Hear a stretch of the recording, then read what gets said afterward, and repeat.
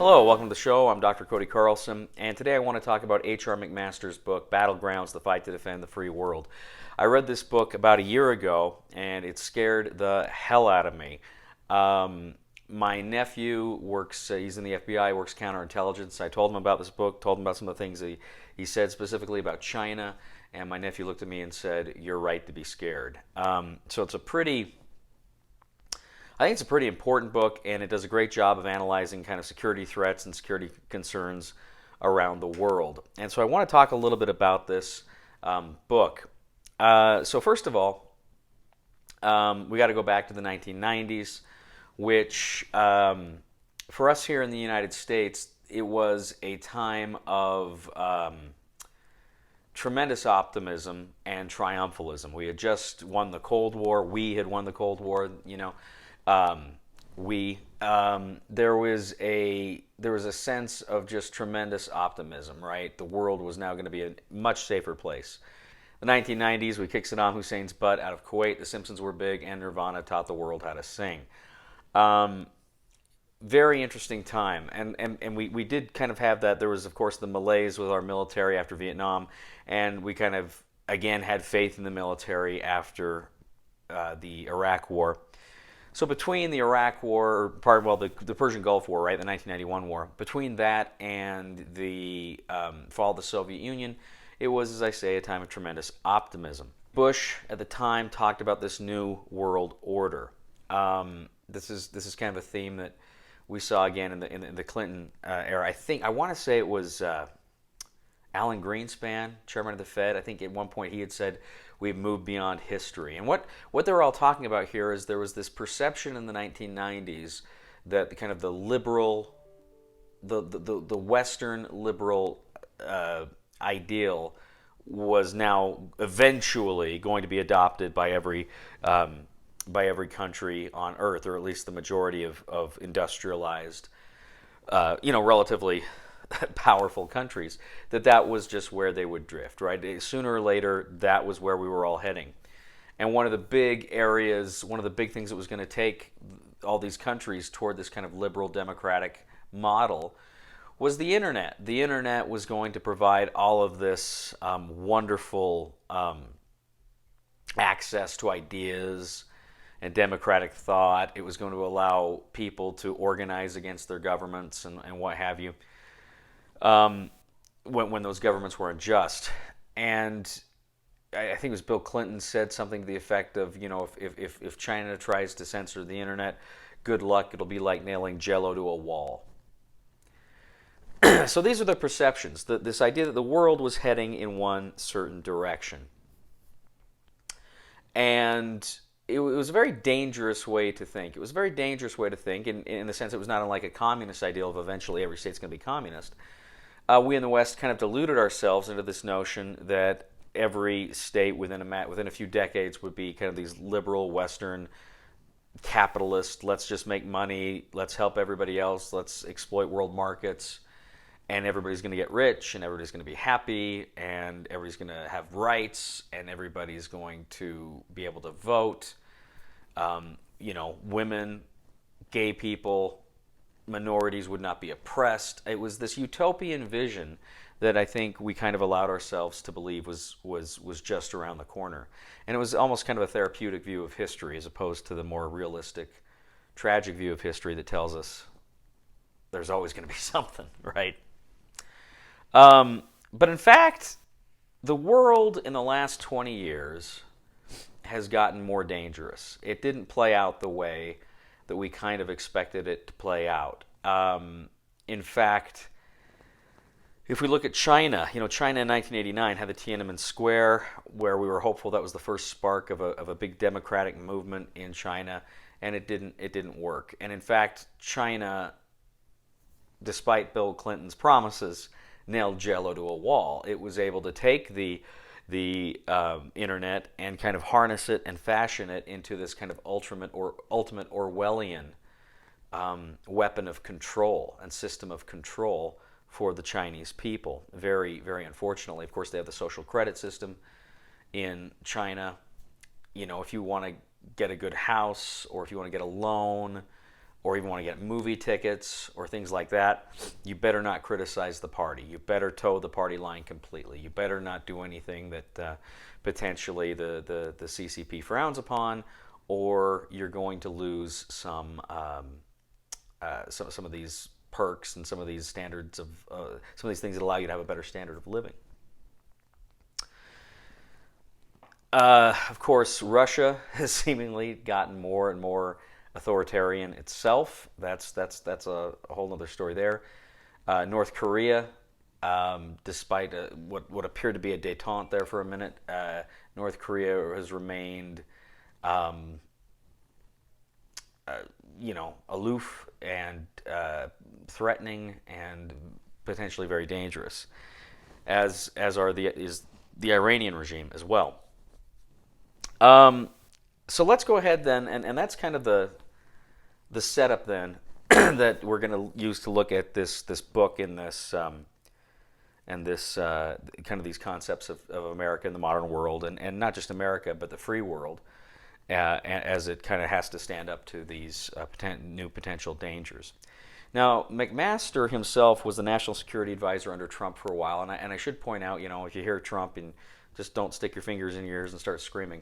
He actually had some issues with Trump, but the book itself is not political. He has criticism for pretty much every president, certainly from George W. Bush through Clinton. From Clinton through George W. Bush through Obama to Trump. So there's plenty of criticism to go around. So McMaster, in writing this book, he said that he wanted to, quote, help transcend the vitriol of partisan political discourse and help readers understand better the most significant challenges to security, freedom, and prosperity. So McMaster himself is not a political creature. He said, kind of like George C. Marshall, the great chief of staff for World War II, McMaster, who was a serving general while he was the national security advisor, he didn't vote. He wanted to remain as apolitical as possible, because he believed that was the best way to do his job. But in looking at this book, he divides the world up into specific regions, into specific territories, and he kind of examines each one of them, and he looks at kind of past presidents and their failures in those regions, and hopefully provides some decent prescription for exactly how to deal with these challenges going forward. The first section of the book is called Putin's Playbook. Essentially, it deals with Russia, and it looks at exactly how underhanded, how just real diabolical the Russian attitude is toward the West and the United States in particular. Russia is a bad actor in the world today. And one of the things it does is it is exploiting social media. It is creating, bots to further polarize the American population. It is truly astounding just how easily Americans through social media are being manipulated by these foreign actors. Russia frequently denies these things, and those who don't want to confront Russia for whatever reason, perhaps out of fear of war or what have you, those denials, they take comfort in those denials. They say, well, okay, they denied it, we're good. But that willingness to accept Russia's denials, and of course we know Putin has gone after journalists in his own country. He's in Britain a few years ago when he poisoned the one dissident. His going after Alex Navalny, who was kind of a democratic reformer in Russia. He's not a good actor. This is a very strong authoritarian state. But the willingness to kind of accept at face value Putin's denials is kind of like, it's reminiscent of those people in the 1930s who were kind of willing to accept Hitler at his word and say, well, this guy, he just wants this, and then he's cool, and we can deal with him, we can work with him. It's a very similar attitude. And today, as I'm making this video, I mean, it looks like the prospect of war between Russia and the Ukraine is is a real possibility. It looks like Russia may be gearing up for an invasion of Ukraine. Hopefully that does not happen. But it very well might. And that is a scary, scary thing. And again, further proof of China or of Russia's bad intentions in the world. McMaster notes that support for opposition groups, anti-corruption organizations, and surviving investigative journalists in Russia is an appropriate counter to Putin's playbook and a way to communicate support for the Russian people while countering Kremlin aggression. So the United States needs to vocally support, give platforms to those opposition figures like Navalny in Russia who want a democratic Russia, who want to end this kind of authoritarian regime of Vladimir Putin. It's not going to be easy. That path is filled with dangers and what have you, but we can't just simply accept Putin's smile at face value. He's not a good actor. Next, McMaster looks at China. China is, of course, trying to position itself to challenge the United States as the global hegemon. And McMaster actually visited China with Trump and a team of Foreign Service officers and diplomats in the fall of 2017. And during this presidential tour of the Forbidden City, we're told, of course, there's a picture of Mao there. Their tour guides kind of looked at China's imperial past, and they talked about the great things of the Chinese Empire and the indignities the Chinese Empire endured under the Western powers. And then it kind of jumped to the 1970s, the era of Deng Xiaoping, to get rich is good, to quote him, and kind of the Chinese economic transformation that's taking place. And they kind of skipped over Mao. They skipped over the Long March, the Cultural Revolution. They skipped over the problems that were associated with Mao Zedong, almost as though he's there, they acknowledge him, they got his portrait there, but they don't really want to spend too much time talking about his what he did to China. And so there's kind of almost a sense of maybe they don't quite know how to frame Mao within their own history, which is very interesting. But he also notes that the Chinese Communist Party is only too aware of China's history as having peasant rebellions and revolutions against the government. That's just kind of an ingrained part of China. And certainly, in 2049, so nearly just about 30 years, China will celebrate its centennial. The Communist Party will celebrate its centennial in power. And there's a real fear among the elites in China that the Communist Party won't live to see that happen, because they're aware of these rebellions and everything they do, and this manipulation of social media and the social credit system. And all these things are designed really to keep the party in power in Orwellian fashion. They don't want to take the slightest chance that any kind of a democratic movement or even slight criticism of the regime could somehow derail the great project that they're working on in China, the great project, this economic transformation and this bid, as I say, to become kind of a new, certainly regional hegemon, if not global hegemon. But in any case, the intention is to be able to challenge the United States economically, militarily, diplomatically, what have you.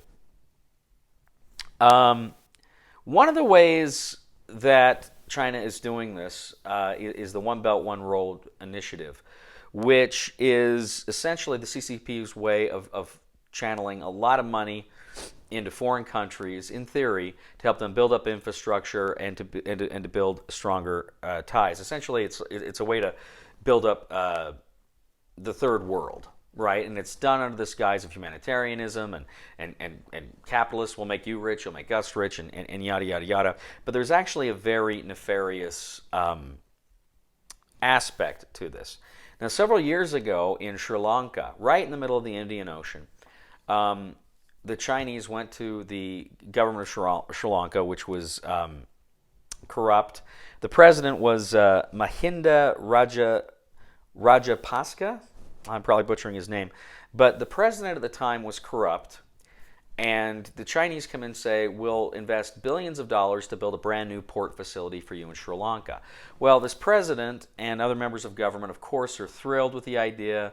They say a new port is going to provide, jobs. It's going to provide economic infusion. And of course, these government ministers were going to take some off the top. So they go ahead, they begin building this project. Well, a few years later, the project's done. These politicians that had greenlit the project are out of office. They've got their money. But the economic prosperity that this new port was supposed to bring to Sri Lanka never materializes. And the people in Sri Lanka can then not pay back, the government of Sri Lanka cannot pay back the Chinese Communist Party, which gave them this money under One Belt, One Road. And so then China says, well, gee, gosh, you can't pay us back. Okay, here's what we'll do. They essentially force Sri Lanka to sign over the port as a kind of a lease, an extended lease for 100 years or something. I can't remember how long it is. But boom, suddenly China has a modern, state-of-the-art port facility in the Indian Ocean. And this is how a country projects its power. This is how it extends its power. So now the Chinese have the port facilities in the Indian Ocean to dominate that part of the world. And they're doing similar things like this in Africa, in South America, and this is scary. McMaster writes, quote, corruption enables a new form of colonial-like control that extends far beyond the strategic shipping routes in the Indian Ocean and the South China Sea. So China's a bad actor. China's doing bad things. But McMaster recommends, he has some recommendations here. One of the big things, too, is its infiltration of American businesses. Certainly American universities, Chinese spies are coming to the United States, to universities, research institutions, trying to get their hands on technology before it can be classified. But he's saying, again, the United States needs to support freedom of expression in China. It needs to support democratic elements in China. But it also says American businesses have to have greater vigilance when screening prospective employees and business deals. Exactly who is this benefiting? How is it benefiting them? How are the Chinese involved? This is actually a very, very important thing here as well. He writes, quote, strengthening democratic institutions and processes in target nations may be the strongest remedy to Chinese aggression. He also states that, quote, democracy is a practical means of competing effectively with China and other adversaries who attempt to promote these interests at the expense of other nations through corrupt practices. It's difficult to overstate just how scary China and what China is doing is. Now, don't misunderstand me. There are limitations. China has been saber-rattling about Taiwan, since 1949. China probably is not going to risk an open war with the United States, with the West, by an attack on Taiwan anytime soon. But the danger is, if it looks like their regime is in danger of collapsing, if there were a peasant rebellion, if there were some kind of a destabilization of the regime, and the leaders in China felt that the only way to kind of secure their hold was through a foreign military adventure, that's when you might see an attack on Taiwan. So it's kind of a double-edged sword. On one hand, ideally you want to destabilize the current communist regime in the hopes of flourishing a democratic system there. But it's that exact process that may encourage a foreign military adventure that could drag in the United States and other parts of the world into such a conflict. So it's scary. And it's also scary, too, where you have the Muslim Uyghurs in eastern China who are incredibly oppressed, who are, the men are arrested, women are raped, just tremendous indoctrination there. It's horrible to think what this regime is not just capable of, but what they are doing right now. It's very scary. Again, one of our big problems here in this country is so many of our businesses are in cahoots with China. There are so many, you look at like the NBA players, if they say anything critical of China, That's all she wrote. If you look at Hollywood, when they released The Force Awakens, Star Wars: The Force Awakens in China, Finn, the character, African American character, I guess he's British, but of African descent, he is a major player in that first film. But when they release it in China, they like shrink his image, so he's a very small figure there. Um, and they have to do this, something that is completely antithetical to our ideas on race here in America, but they have to do this in order to appease the Chinese Communist Party and frankly, the Chinese people as well. So that's quite disappointing. Now, with regard to China, too, I saw him speak, and he said, a lot of countries around the world that are being kind of infiltrated this way by China, they'll say to the United States, don't make us choose. Don't make us choose between Beijing and Washington. And McMaster said in an interview, he said, it's not a question of choosing between Beijing and Washington. It's a question of choosing between servitude or sovereignty. If you work with the United States, you will remain a sovereign nation. If you kowtow to China, you will be its servant. It kind of reminded me of Errand of Mercy, the Star Trek episode that introduced the Klingons, when James Kirk said to the Organians, with the Federation there's a choice. With the Klingons there is no choice. That's really playing out here in the world today. So, Part 3 considers South Asia and the interrelated problems of Afghanistan, Pakistan, and India. Now, when McMaster wrote this book, we were still invested in Afghanistan. And he said, it was difficult because one of the problems is, Pakistan's right in between Afghanistan and India. And one of the problems dealing with Afghanistan is the Pakistanis want to keep Afghanistan weak. They don't want a strong centralized government. They like having a warlordism.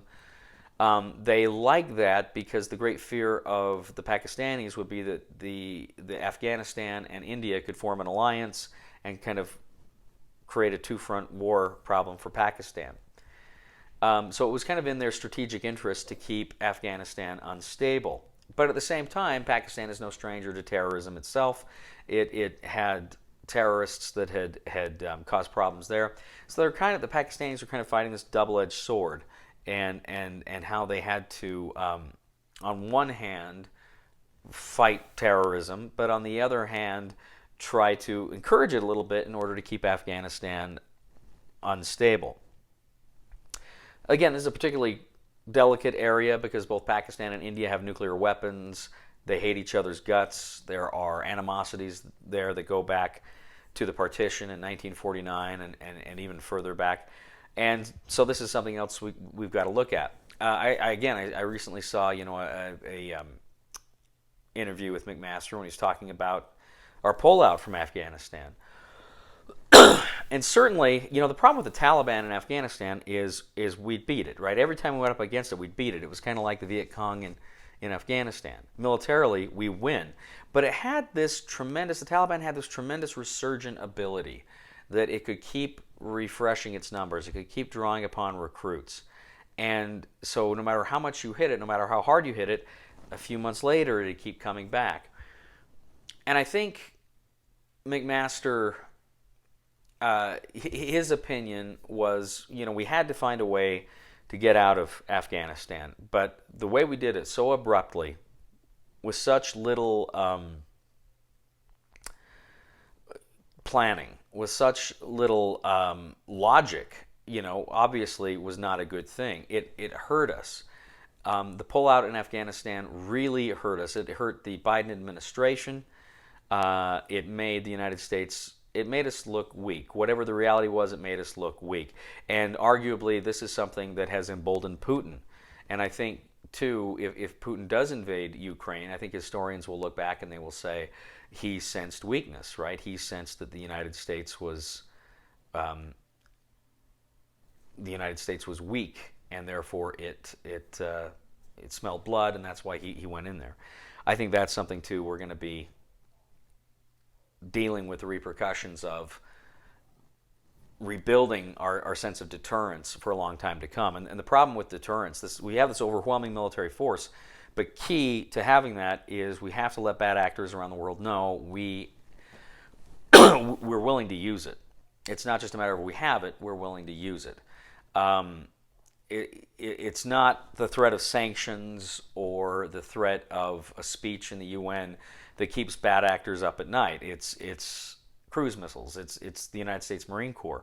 Whatever you think of Trump, I really I supported the strike on Soleimani, the Iranian general. I thought that was a very good thing to do. It shows the world, look, certain bad actors will be punished. That's the kind of thing that's going to keep them in check. The opposite of war is not peace. The opposite of war is strength. And that is an unsatisfying thing to say, but it's the truth. Now, he certainly did not advocate working out a deal with the Taliban. In fact, McMaster wrote, "The results of striking a deal with the Taliban for the purpose of withdrawing from America's longest war are likely to be far worse than a sustained commitment under sound strategy." Just giving the Taliban the country is, like I say, it damages our credibility abroad, but critically, it destabilizes the region even further. Likewise, in the next section, he looks at the Middle East. He looks at Iran and what have you, and he says we need to hold bad actors accountable. Again, the taking out of Soleimani. We need to do things like this, but it's not simply a matter of taking out bad actors. Like we went in, we took out Saddam Hussein, or we supported indigenous rebellions that took out Muammar Gaddafi. You can't just take for granted that when these bad actors are out, you're going to have these kind of liberal Western democratic systems pop up in their places. You need to plan for it. You need to prepare for it. And arguably, this was something Bush did not prepare for adequately when we went into Iraq. It's not something Obama was really prepared to do when we led from behind in Libya to take out Gaddafi, when we helped the indigenous rebellion take out Gaddafi. He's quite critical too of Obama and his passivity in allowing the growth of ISIS. Obama kind of played down the threat of ISIS early on. He called it the JV team, but it was bad. For a while, it was really bad. But he says, George W. Bush, Obama, Trump, they all created policies that engaged, quote, the region episodically and pursued short-term solutions to long-term problems. He said, you look at Iran, and they would wait for Iran to do something, attack a ship or blow something up or just some action. And then there'd be this idea of kind of a proportional response to that specific incident, as though it were an isolated incident, as though Iran hasn't been doing this crap for 40 years. And we need to be able to look at what is going on in Iran with this view. Iran's, again, it's a country that is ruled by bad actors. A wonderful and marvelous people everywhere, great history, a great culture, but a criminal regime that is running it. And there was this kind of failure to confront it as a criminal regime that has this history of being a bad actor. And the same thing is true of North Korea. North Korea has been a bad actor now for 70 years. And we keep acting like whenever it does something, it just needs another slap on the wrist and slap on the wrist. We need to start looking seriously at ways to really cripple that regime, both the Iranian regime and the North Korean regime. Again, we don't want war. We're not talking about an invasion here, but we're looking about getting serious with those regimes.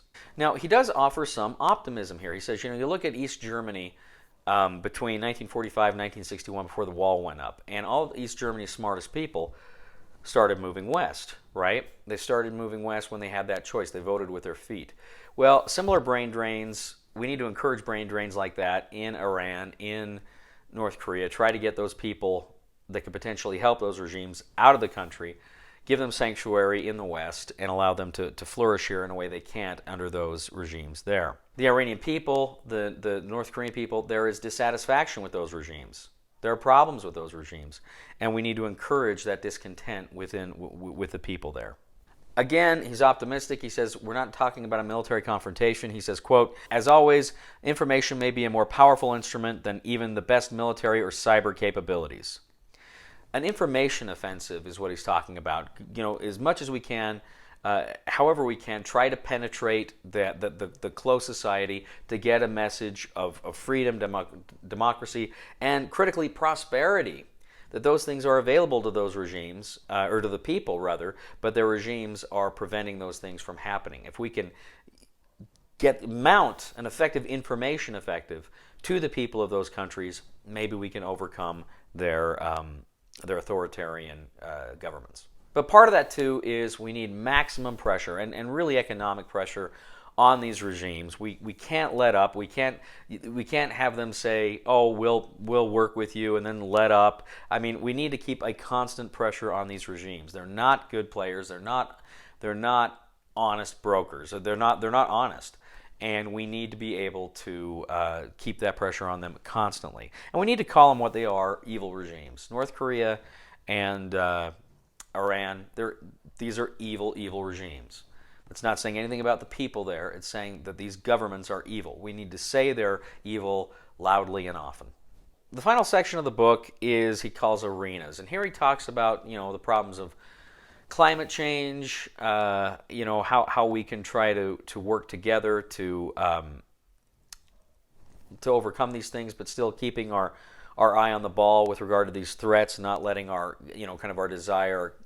desires to use climate change as kind of a vehicle for greater diplomatic engagement to blind us to the realities of these regimes here. He also says too, we need to kind of view the internet differently than we had. Now, as I say, he says that Bill Clinton was optimistic that we could use the internet to kind of penetrate these regimes in and of itself, right? The internet's just going to be this great thing that's going to spread liberalism, democracy, concepts of rights. And we know that didn't happen. He says we got to stop looking at the internet as just this absolute positive good that extends from us to the rest of the world, from the West, freedom-loving countries, to the rest of the world. We need to start seeing it rather as an avenue of competition rather than cooperation. He says, quote, viewing the internet and social media as an arena of competition rather than an unmitigated good is a mindset we need in order to take advantage of the free exchange of information while protecting against dangers. Now, there's another concept in this book that McMaster brings up that is really good and really important. It's this attitude, what he calls strategic narcissism. Now, strategic narcissism is this idea that when we look at these bad actors around the world, every time they do something that is aggressive or detrimental or harmful to the to the West, we instantly think of, well, okay, it's some kind of a reaction to something we did or something we're doing, right? We essentially look at all of these bad actors and their actions as reactive to us. The problem with strategic narcissism is it denies agency to those other countries. It denies the reality that they're capable of arriving at decisions that, for whatever reason, make sense to them. We got to be careful to think maybe what they're doing is not as logical as what we're doing, or maybe it's logical in a different way. I think it was the Ayatollah Khomeini said, back in the day, we do not worship Iran, we worship Allah. And, I'd be willing to sacrifice Iran if it meant destroying Israel or something to that effect.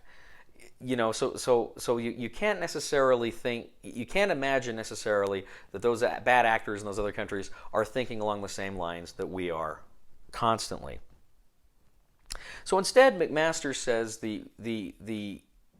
that's going to lead to bad policy. Okay, first of all, strategic narcissism leads to bad policy because it's predicated on bad understandings of where the other guys are coming from, where the bad actors are coming from.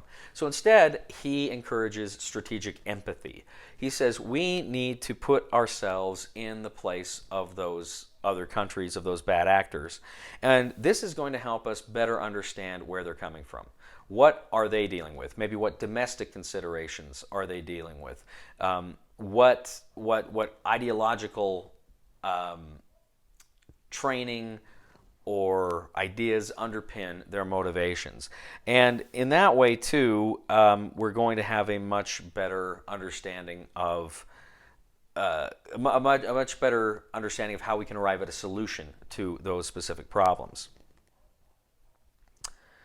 The idea of kind of strategic narcissism is, frankly, it's lazy.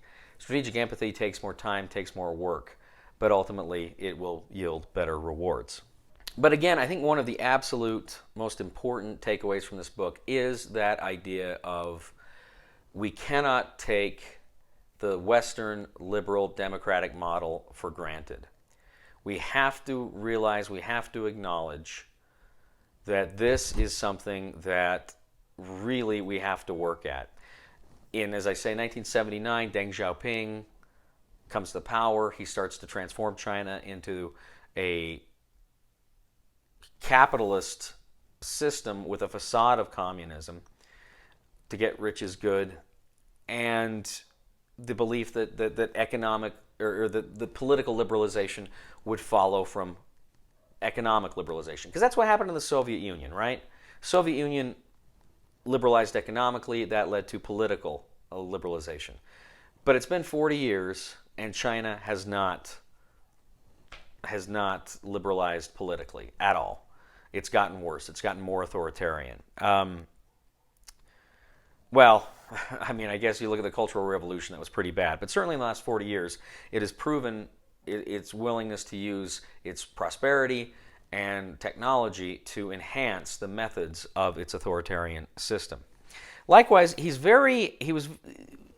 says that this idea of economic liberalization, when Obama was president, we kind of had the same attitude with Cuba, right? We were going to invest in Cuba. We were going to make Cuba a liberal state, but in fact, the communists are still clinging on to power. Hopefully that won't be much longer. But to what extent American investment in Cuba is changing that, or whether it's just a matter of Castro's regime dying out, only time will tell. But Obama's decision for the 2015 Joint Comprehensive Plan of Action, the Iran deal, that kind of underpinned that, right? It was the idea we were going to unfreeze all of this Iranian money. We're going to infuse all of this Iranian money, give them access to billions of dollars, hundreds of billions of dollars, and they were going to then, that money was going to kind of trickle down to the people in Iran, and it was going to cause an economic liberalization followed by a political liberalization, because that's what happens. But in fact, that's not what happened. In fact, Iran just had more money to support Hamas and other terrorist organizations that wanted to blow people up that they didn't like. It was a horrible decision. It was a horrible decision to do that. And dare I say it, Obama wanted a feather in his cap, a foreign policy feather in his cap. He wanted to be the guy that brought down the Iranian regime. Didn't work that way. The plan was that we were going to do this, and in exchange, the Iranians were going to halt their development of nuclear weapons without any inspectors on our part, without any way to really verify on our part. And two, the problem with that is kind of like in the Roman Empire, toward the later Roman Empire, the Romans didn't want to fight the barbarians anymore. So what would they do? They'd buy them off. They'd pay them off for a year or 2 years. Then they'd come back and they'd have to pay them off again. They'd have to pay them off again. And sometimes they'd get paid off and they'd invade Rome anyway. They'd invade Italy anyway. So I think increasingly, if we just try buying off these regimes, there's going to come a point where it's just not going to work anymore. It's never going to work, right? It's just going to postpone problems. But critically here, the miscalculation was infusing all that cash into Iran did not liberalize the regime. McMaster writes, quote, Iran used the windfall to intensify its proxy wars and expand sectarian conflicts in the region. He actually compares it, part of the, I think, memory serves, Iran had some hostages too at the time that were part of the deal that were going to be released. McMaster kind of compared this to the Iran-Contra deal. He says, how is this different really fundamentally from Iran-Contra? Now, if there's any real criticism I have with this book, it's that it does tend to move a little quicker than I would have liked. In fact, I think it seemed to me McMaster easily could have written a book on each one of these subjects. He could have written a book on Russia, on China, and I hope he does. He wrote a book years ago on the lead up to the Vietnam War. I've not read it. I think I'm going to have to at some point, but it just seems that he moves a little faster than I would have liked. I would have liked a little more context in some areas. And it's a minor criticism, but it is something I wish we'd seen more of. And I guess that's a testament to how much I admire this book and that I wanted more of it. One thing too is he worked in the Trump White House, and he doesn't really offer. I really would have liked to have seen more about the decision making and the policy making ideas within the White House, just generally from his perspective. How do presidents and secretaries of state and their teams, how exactly do they develop foreign policy? I would have liked more of the nuts and bolts day-to-day stuff there. And I realized maybe that was outside the scope of the book, but I would have appreciated that. I would have liked to have seen that. I know McMaster, when he became National Security Advisor, I think he called in everybody and he says, let's work on a comprehensive policy. And that's what you have to do instead of just kind of working here, there, and there. And unfortunately, Trump, he fired McMaster, I think, after a year. There's kind of the revolving door presidency there. People he didn't like got the can like that. Even though I think, like McMaster, they were being effective, and I think McMaster was generally effective. But it's great to see a book like this from a seasoned policymaker who takes this kind of dispassionate view of the security threats, and he strips away the politics. Now, like I say, he has criticism for presidents for their foreign policy, but he's not getting mired in these stupid things we always attack presidents for. He's just looking at on the basis of foreign policy here. And it's interesting too because he is a historian. Like I say, he wrote the book on the bad decisions that Johnson made that got us involved in Vietnam. And critically, he's trying not to make those same mistakes when he was National Security Advisor. And now he's kind of reporting on it, and he's very well illustrating these complex relationships, personalities, systems, ideas, and he is distilling them and presenting them to the general reader. And I think this is a book that certainly every student of history should read. But I think, I go so far as to say I would like to see every college student read this book, maybe even every high school student read this book. This is scary stuff. We live in a very scary world, and too often here in the United States today, we are squabbling over petty stuff that at the end of the day simply does not matter. When we are faced with real problems of war and peace, and potentially nuclear war, which is a greater danger now than it has been since the Cold War, this is a book that will put things into perspective. I highly recommend Battlegrounds by H.R. McMaster, The Fight for the Free World. Check it out. Thanks a lot.